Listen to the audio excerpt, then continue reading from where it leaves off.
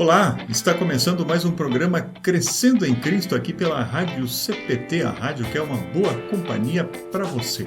Eu sou o comunicador Elvio Figur, pastor da Igreja Evangélica Luterana do Brasil, Congregação Bom Jesus de Tupanci, estado do Paraná, e também Congregação São Lucas de Nova Aurora, aqui, claro, no estado do Paraná. Claro, é uma grande alegria ter você acompanhando esse nosso programa. Quero lembrá-lo também que você pode interagir conosco através do nosso Facebook, facebook.com/radiodaielb ou então youtube.com/radiocpt. Você pode também enviar a sua dúvida para o nosso e-mail contato@radiocpt.com.br. Você também pode interagir conosco através do WhatsApp. Anote aí o telefone, é 0 operadora 51 99348 9360 e mande, claro, também a sua pergunta. Lá você pode, inclusive, fazer o download deste programa Crescendo em Cristo diretamente no nosso podcast.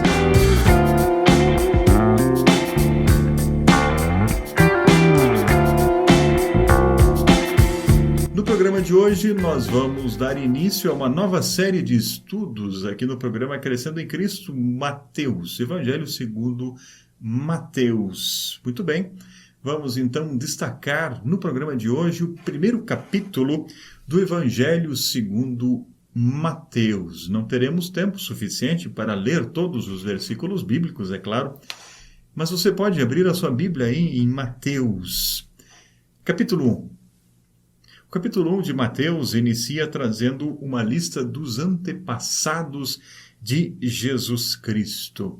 É muito interessante Mateus começar trazendo justamente uma lista de antepassados, e poderíamos nos perguntar qual a razão disso, já que os evangelhos, de forma geral, têm um objetivo, né, teológico, de trazer a mensagem de Jesus, mas é claro, os evangelhos, e aí Mateus, nesse sentido, ao trazer a genealogia de Jesus, tem também, claro, uma preocupação histórica, trazer a lista dos antepassados de Jesus. Mateus, obviamente, né, ele era um judeu comum e ele conhecia certamente da sua própria família, já que de pai para filho eram passadas essas listas, né, essas listas dos antepassados do povo, especialmente das pessoas mais importantes, como foi o caso, claro, de Jesus Cristo. Mateus, então, ele começa o seu evangelho, né, com a genealogia, procurando dar legitimidade ao que ele vai contar ao longo de todo o seu evangelho, mostrar que, de fato, aquela pessoa a respeito de quem ele vai narrar, né, de fato é o cumprimento das profecias do tempo do Antigo Testamento. Mateus está falando a judeus, claro, também a pagãos, mas ele procura, então, através dessa genealogia, mostrar claramente a legitimidade que Jesus tem como, de fato, o Messias prometido. E é por isso que Mateus começa no primeiro versículo já dizendo assim: esta é a lista dos antepassados de Jesus Cristo, descendente de Davi, que era descendente de Abraão. Descendente de Davi, que era descendente de Abraão. Mateus, então, ele faz aqui um leque, né, de Jesus para Davi e Davi para Abraão. E, na sequência, ele dá maiores detalhes a respeito das gerações que aparecem nesse intermédio, né? As profecias, claro, né, várias vezes anunciaram isso no tempo do Antigo Testamento, que o Messias viria da descendência de Abraão. Isso nós podemos ver, por exemplo, lá em Gênesis capítulo 22, versículo 18, lá nós encontramos o seguinte: por meio dos seus descendentes eu abençoarei todas as nações do mundo, pois você fez o que eu mandei. É Deus falando com Abraão. E Abraão é justamente o primeiro antepassado citado aqui a partir do versículo 2. Abraão foi pai de Isaque, Isaque foi pai de Jacó, e Jacó foi pai de Judá e dos seus irmãos. E aí segue a lista dos antepassados de Jesus até chegar no rei Davi. O rei Davi, a respeito do rei Davi, o versículo 6 vai dizer o seguinte: Davi e a mulher que tinha sido esposa de Urias foram os pais de Salomão. Davi, um parênteses aqui, Davi era uma pessoa muito importante dentro dessa genealogia. Jesus é da descendência de Davi. Isso, várias vezes, o evangelista Mateus, né, relata. Especialmente para mostrar, então, para os seus leitores que, de fato, Jesus era o cumprimento das promessas. Por exemplo, lá em 2 Samuel, capítulo 7, versos 12 e 13, lá nós encontramos o seguinte: E quando você morrer e for sepultado ao lado dos seus antepassados, eu colocarei um dos seus filhos como rei e tornarei forte o reino dele. Será ele quem construirá um templo para mim, e eu farei com que os seus descendentes governem para sempre. E esse texto e tantos outros do Antigo Testamento é interpretado como uma profecia a respeito do descendente de Davi, né? Lá em 2 Samuel, então, falando a respeito desse descendente que agora está sendo apresentado aqui pelo evangelista Mateus em sua genealogia. Portanto, mais importante do que a lista, mais importante do que os nomes em si, que aparecem aqui nessa primeira parte, nesses primeiros 16 versículos do Evangelho segundo Mateus, mais importante do que a lista, é essa ponte que Mateus faz aqui entre Jesus, Davi e Abraão. Abraão, pela sua importância como pai da fé, e agora Davi também, segundo as profecias, que seria então da descendência dele que viria o Messias, o Salvador. Uma observação interessante aqui a respeito do versículo 6, nós temos essa colocação a respeito da mulher que tinha sido esposa de Urias. É uma referência a Batseba. Nós conhecemos, a maioria de vocês deve conhecer a história, né, de Davi, a traição, né, e o crime de morte que Davi e Batseba cometeram contra Urias. E é interessante que Mateus cita, né, indiretamente esse episódio, né, Davi e a mulher que tinha sido esposa de Urias, apesar de ele não usar o nome dela, Batseba, mas certamente foi um momento importante dentro da história. E Davi é lembrado, vale dizer, nem tanto pela grandiosidade do seu reino, claro que foi um reinado magnífico, mas principalmente, talvez, né, Davi tenha sido lembrado ao longo dos anos pela sua capacidade de voltar atrás, capacidade de arrepender-se quando ele reconhece o seu pecado, confessa a Deus lá no Salmo, né? Confessa o seu pecado, se arrepende. Então, Davi é um grande exemplo para todos os judeus e para todos os cristãos ainda hoje, né?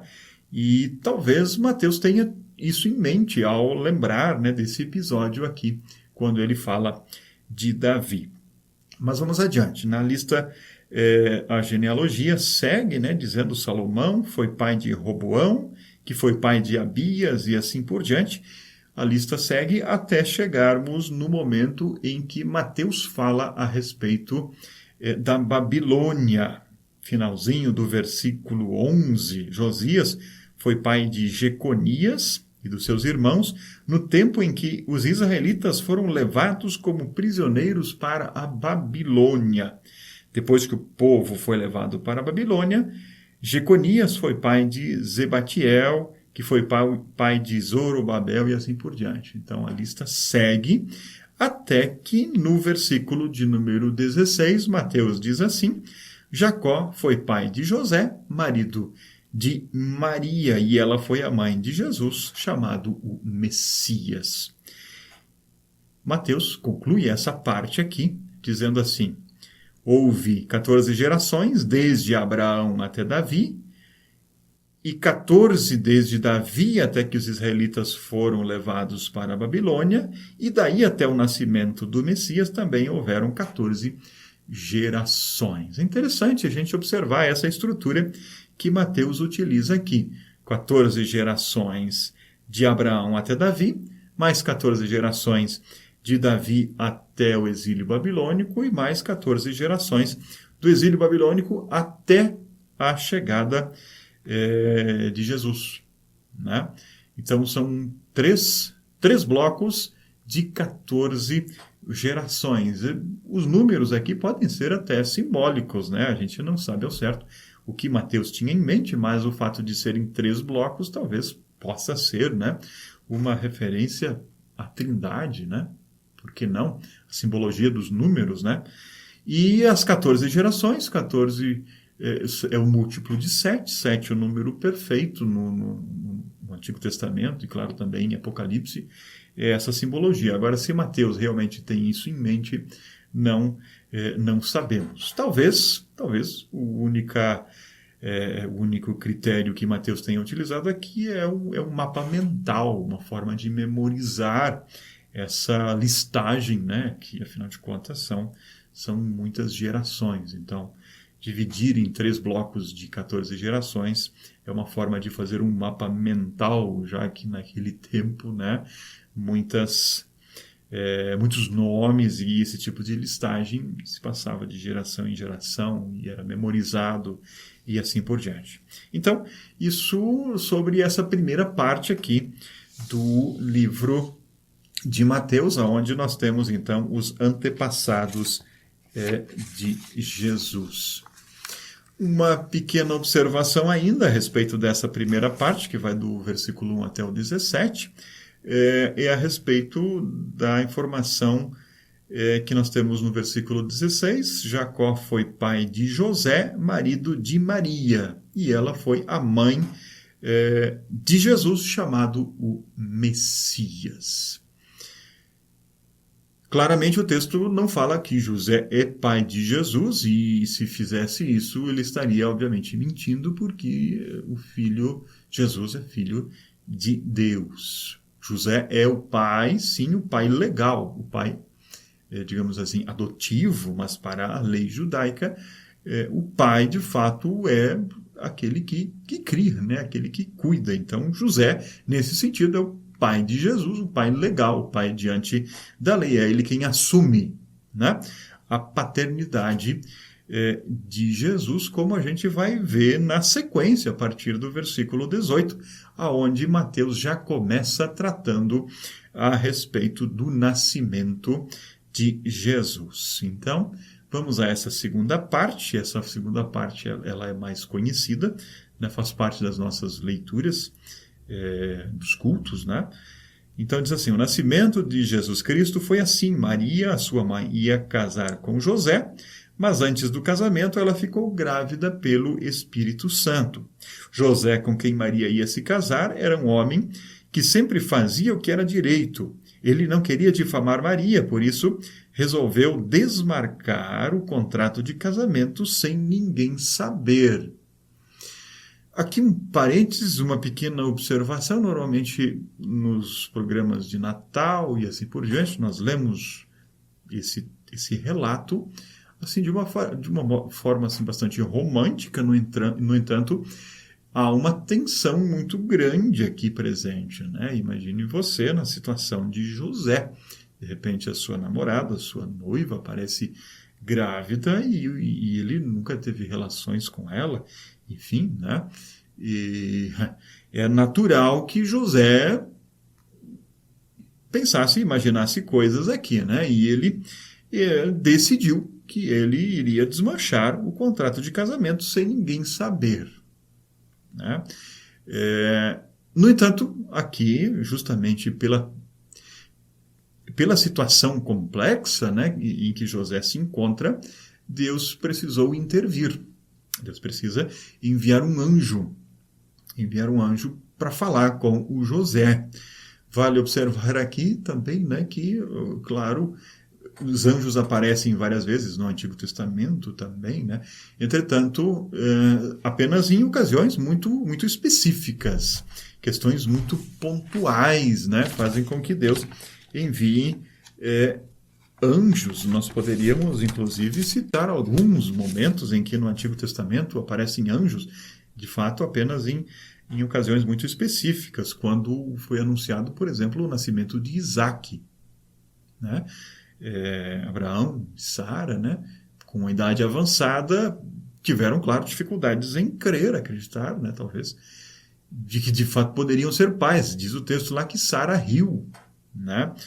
Mas Deus enviou homens ali, pessoas, né, que interpreta-se eram anjos que anunciaram: olha, no próximo ano nós vamos retornar aqui e Sara terá um filho. Né? Outra ocasião em que no Antigo Testamento apareceu anjos, ou Deus mandou anjos, foi no momento em que Ló, né, precisou ser avisado a respeito da destruição de Sodoma e Gomorra, né? Uma situação de fato complicada também. Deus precisava convencer aquele seu servo que ali estava. E, em outra ocasião, no Antigo Testamento, Deus manda anjos quando Daniel é jogado na cova dos leões. Elias também recebe anjos quando as pessoas estavam perseguindo ele, enfim, queriam matá-lo. Então, vejam, a intervenção de Deus em momentos muito pontuais, momentos de profunda tensão dentro da história do povo de Israel. Não é diferente aqui, no momento em que José se vê diante daquela situação. Ele: olha, eu vou desmanchar o casamento, né? E Deus precisa mandar, então, um anjo, uma intervenção em sonho que diz a ele: José, descendente de Davi, não tenha medo de receber Maria como a tua esposa, pois ela está grávida pelo Espírito Santo, né? Ela terá um menino e você porá nele o nome de Jesus, pois ele salvará o seu povo dos pecados deles. E de fato isso acontece. José, então, claro, né, assume Jesus e dá o nome, enfim, conforme o anjo havia dito. E na sequência, o texto de Mateus traz assim uma primeira citação do Antigo Testamento. Nós temos várias citações do Antigo Testamento dentro do livro de Mateus, e essa é uma delas. Versículo 22 reforça aquilo que nós falamos no início, né? De que Mateus está querendo trazer justamente, mostrar a autenticidade, né, de Jesus como o Messias prometido no Antigo Testamento. Então ele diz no versículo 22, tudo isso aconteceu para se cumprir o que o Senhor tinha dito por meio do profeta. E aí vem a citação: a virgem ficará grávida e terá um filho, que receberá o nome de Emanuel. Emanuel quer dizer Deus está conosco. Deus está conosco é o sentido do nome Jesus. Jesus, Emanuel. Emanuel, Deus conosco. De fato, esse é o sentido do Natal, esse é o sentido do Evangelho, esse é o sentido de tudo aquilo que Mateus vem trazer na sequência. Deus está aqui. Deus não está lá longe, Deus não está lá à distância, mas ele se fez carne, né? Se fez presente, está aqui. É Deus conosco, como os profetas do Antigo Testamento haviam prometido. E essa parte, então, finaliza dizendo assim: quando José acordou, fez o que o anjo do Senhor havia mandado e casou com Maria, porém não teve relações com ela até que a criança nasceu. E José pôs no menino o nome de Jesus. Esse é um dos versículos que claramente mostra a chamada Imaculada Conceição ou Concepção de Maria, né? De fato, José e Maria não tiveram relações até que a criança nasceu. A Virgem Maria permanece virgem até o nascimento de Jesus. E depois, claro, José e Maria coabitam e têm mais filhos, mas isso já é assunto para um próximo estudo como esse. Legal, nesse programa o nosso estudo vai ficando por aqui, mas não perca a próxima edição que vai estudar o capítulo de número 2 de Mateus. Crescendo em Cristo, vale lembrar, vai ao ar inédito às 7 horas da manhã, com reprise às 6 horas da tarde, aqui na Rádio Cristo para Todos, a rádio que é uma boa companhia para você. E claro, você pode também assistir aos nossos programas no Facebook, facebook.com/Rádio da IELB, ou então no YouTube, no canal da Rádio CPT. Muito obrigado pela sua audiência. Não esqueça de divulgar a Rádio CPT nas suas redes sociais. Foi um prazer ter você ao nosso lado, estudando a Palavra de Deus e crescendo em Cristo junto aqui com a gente. Que a paz de Jesus esteja com você, com toda a sua família. Um grande abraço, até o próximo programa. Que Deus o abençoe.